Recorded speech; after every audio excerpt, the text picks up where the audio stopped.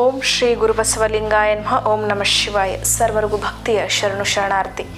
ನಾನು ನಿಮ್ಮ ಯೋಗ ಗುರು ಶ್ರೀಮತಿ ಜ್ಯೋತಿ ವೈದ್ಯ ಶ್ರೀ ಚನ್ನಬಸವಣ್ಣ, ಶ್ರೀ ಗಂಗಾ ಯೋಗ ನಿಸರ್ಗ ಚಿಕಿತ್ಸಾ ಹಾಗೂ ಆಯುರ್ವೇದ ಸಂಶೋಧನಾ ಕೇಂದ್ರ ಹುಬ್ಬಳ್ಳಿ, ಧಾರವಾಡ ಹಾಗೂ ಬೆಂಗಳೂರು. ವೀಕ್ಷಕರ, ಇವತ್ತಿನ ಸಂಚಿಕೆಯಲ್ಲಿ ಆಯುರ್ವೇದದ ಔಷಧಿಯಾದ ಎಸ್ಟಿ ಮಧುವಿನ ಬಗ್ಗೆ ಮಾಹಿತಿಯನ್ನು ನೋಡೋಣ. ಇದು ಶೀತವೀರ ದ್ರವ ಅಂತ ಹೇಳಲಾಗ್ತದೆ.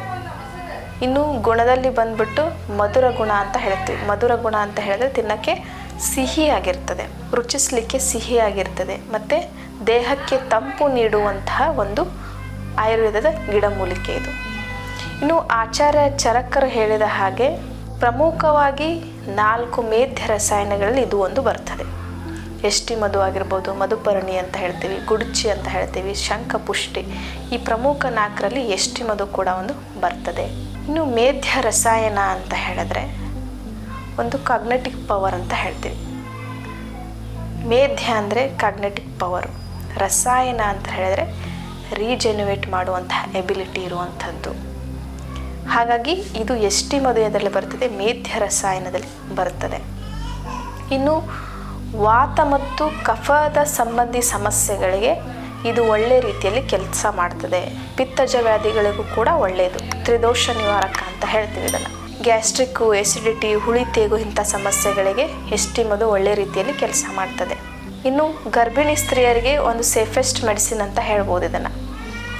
ಗರ್ಭಿಣಿ ಸ್ತ್ರೀಯರು ಸಹಜವಾಗಿ ಗರ್ಭವನ್ನು ಧರಿಸಿದವಾಗ ಏನಾಗ್ತದೆ, ಎಸಿಡಿಟಿ, ಹುಳಿ ತೇಗಿನಂಥ ಸಮಸ್ಯೆ, ಈ ಒಂದು ಅಜೀರ್ಣದ ಸಮಸ್ಯೆ ಸಹಜವಾಗಿ ಮಹಿಳೆಯರಲ್ಲಿ ಕಾಡ್ತದೆ. ಈ ಸಮಸ್ಯೆಯಿಂದ ಹೊರಗೆ ಬರಬೇಕು ಅಂತ ಹೇಳಿದ್ರೆ ಯಾವುದೇ ರೀತಿ ಸೈಡ್ ಎಫೆಕ್ಟ್ ಇಲ್ಲದೇ ಮೆಡಿಸಿನ್ಗಳನ್ನ ತೆಗೆದುಕೊಳ್ಬೇಕು ಅನ್ನೋವಂಥವ್ರು ಎಸ್ಟಿ ಮಧು ಬೆಸ್ಟ್ ಆಪ್ಷನ್. ಇದೇನು ಮಾಡ್ತದೆ, ನಮ್ಮ ದೇಹಕ್ಕೆ ಶಕ್ತಿಯನ್ನು ಕೊಡ್ತದೆ, ಮಗುವಿನ ಬೆಳವಣಿಗೆ ಕೂಡ ಒಳ್ಳೆ ರೀತಿಯಲ್ಲಿ ಸಹಾಯ ಮಾಡ್ತದೆ, ಮೂಳೆಗಳ ಶಕ್ತಿಯನ್ನು ಹೆಚ್ಚಿಸ್ತದೆ, ಗ್ಯಾಸ್ಟ್ರಿಕ್ ಎಸಿಡಿಟಿ ಅಂತ ಸಮಸ್ಯೆಯನ್ನು ದೂರ ಮಾಡ್ತದೆ, ಮಗುವಿನ ಒಂದು ಸರ್ವತೋಮುಖ ಬೆಳವಣಿಗೆಯಲ್ಲಿ ಆ ಒಂದು ಫೀಟಲ್ ಡೆವಲಪ್ಮೆಂಟ್ಗೆ ಇದು ಸಹಾಯ ಮಾಡ್ತದೆ. ಹೀಗಾಗಿ ಗರ್ಭಿಣಿ ಸ್ತ್ರೀಯರು ಇದನ್ನು ತೆಗೆದುಕೊಳ್ಬಹುದು ಅನ್ನೋದನ್ನು ಗಮನಿಸಬೇಕು. ಇನ್ನು ಪಿತ್ತಜ ವ್ಯಾಧಿಗಳು, ಯಾವುದೇ ರೀತಿ ಪಿತ್ತ ವಿಕಾರದಿಂದ ಬರುವಂತಹ ವ್ಯಾಧಿಗಳಿಗೆ ಎಸ್ಟಿ ಮಧು ಒಳ್ಳೆ ರೀತಿಯಲ್ಲಿ ಕೆಲಸ ಮಾಡ್ತದೆ. ಇನ್ನು ಮೃದು ವಿರೇಚನವಾಗಿ ಯಾರಿಗೆ ಕಾನ್ಸ್ಟಿಪೇಷನ್ನ ಸಮಸ್ಯೆ ಇರ್ತದೆ ಅಂಥವ್ರಿಗೆ ಇದು ವಿರೇಚನದ ರೀತಿಯಲ್ಲಿ ಕೆಲಸ ಮಾಡ್ತದೆ. ನೀವು ವಾರಕ್ಕೆ 1 ಅಥವಾ 2 ಬಾರಿ ನೀವೇನು ಮಾಡಬೇಕು, ಈ ಎಸ್ಟಿ ಮಧುವಿನ ಚೂರ್ಣವನ್ನು ನೀರಿನಲ್ಲಿ ಕಲಿಸ್ಕೊಂಡು ಕುಡಿಯುವಂಥದ್ದು ಅಥವಾ ಕಷಾಯವನ್ನು ಮಾಡ್ಕೊಂಡು ಕುಡಿಯೋದ್ರಿಂದ ಬೇದಿ ಸರಾಗವಾಗಿ ಆಗ್ತದೆ.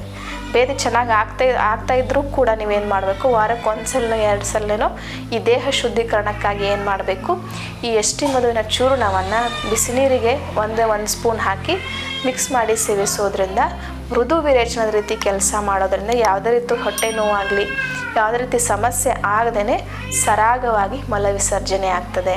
ಇನ್ನು ಕಫ ವ್ಯಾಧಿಗೆ ಅಂತ ಹೇಳಿದೆ ನಾನು. ಕಫದಿಂದ ಬರುವಂತಹ ವ್ಯಾಧಿಗಳು ಯಾವುವು? ಕಫ ಆಗಿರ್ಬೋದು, TB ಆಗಿರ್ಬೋದು, ಗಂಟಲು ನೋವು, ಇನ್ಫೆಕ್ಷನ್ಗಳು, ಇವೆಲ್ಲವೂ ಕಫ ವಿಕಾರಗಳಿಂದ ಬರುವಂಥದ್ದು.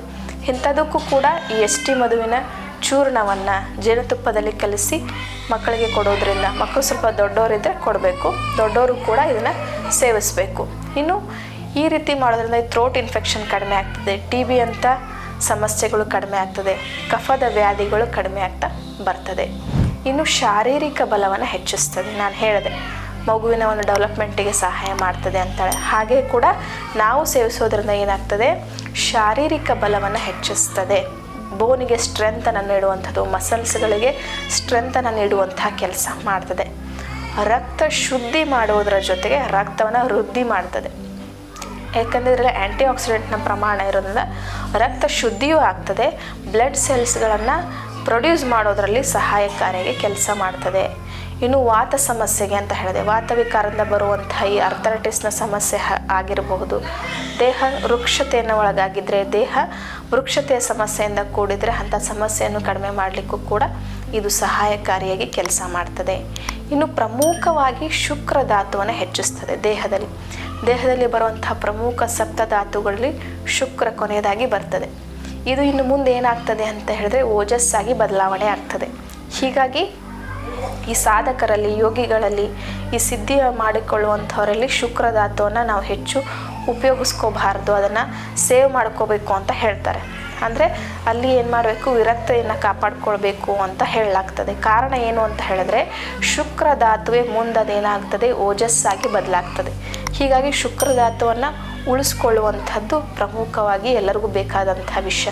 ಅದು ಕೇವಲ ಸಾಧಕರಿಗೆ, ವಿರಕ್ತರಿಗೆ, ಮತ್ತೊಬ್ಬರಿಗೆ, ಸನ್ಯಾಸಿಗಳಿಗೆ ಅಂತಲ್ಲ, ಸಾಂಸಾರಿಕರು, ಗೃಹಸ್ಥರಿಗೂ ಕೂಡ ತುಂಬ ಮುಖ್ಯವಾಗಿರುವಂಥದ್ದು. ಹೀಗಾಗಿ ಏನು ಮಾಡಬೇಕು, ಉಂಡು ಉಪವಾಸಿ ಬಳಸಿ ಬ್ರಹ್ಮಚಾರಿ ಅಂತ ಹೇಳ್ತಾರೆ. ಹಾಗಾಗಿ ಶುಕ್ರ ಧಾತು ಸಂಪೂರ್ಣವಾಗಿ ನಮ್ಮ ದೇಹದ ಸದೃಢವನ್ನಾಗಿಡಲಿಕ್ಕೆ, ಆರೋಗ್ಯವನ್ನು ಗಟ್ಟಿಯಾಗಿಡಲಿಕ್ಕೆ ಶುಕ್ರ ಧಾತು ತುಂಬ ಮುಖ್ಯವಾಗಿ ಬೇಕಾಗ್ತದೆ.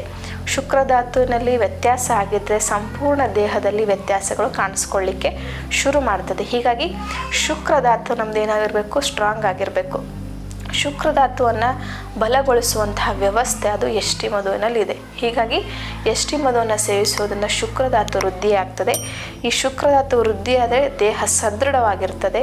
ಇನ್ನು ಈ ವಿರಕ್ತರಲ್ಲಿ, ಸನ್ಯಾಸಿಗಳಲ್ಲಿ, ಯೋಗ ಸಾಧಕರಲ್ಲಿ ಏನಾಗ್ತದೆ, ಇದು ಮುಂದೆ ಸಾಧನೆ ಮೂಲಕ ಓಜಸ್ಸಾಗಿ ಬದಲಾಗಿ ಇನ್ನೂ ಹೆಚ್ಚಿನ ಶಕ್ತಿಯನ್ನು ಕೊಡೋದರಲ್ಲಿ ಸಹಾಯಕಾರಿಯಾಗಿ ಕೆಲಸ ಮಾಡ್ತದೆ. ಹೀಗಾಗಿ ಇಷ್ಟೊಂದು ಒಳ್ಳೆಯ ಲಾಭ ಇರುವಂತಹ ಈ ಆಯುರ್ವೇದಿಯ ಒಂದು ಮೂಲಿಕೆಯನ್ನು ನಾವು ನಿಯಮಿತ ಪ್ರಮಾಣದಲ್ಲಿ ಸೇವಿಸ್ತಾ ಬಂದರೆ ಹಲವಾರು ರೀತಿಯ ಆರೋಗ್ಯದ ಲಾಭವನ್ನು ಪಡಿಬೋದು ಅನ್ನೋ ಮಾತನ್ನು ತಿಳಿಸ್ತಾ ಎಲ್ಲರಿಗೂ ಭಕ್ತಿಯ ಶರಣಾರ್ಥಿ.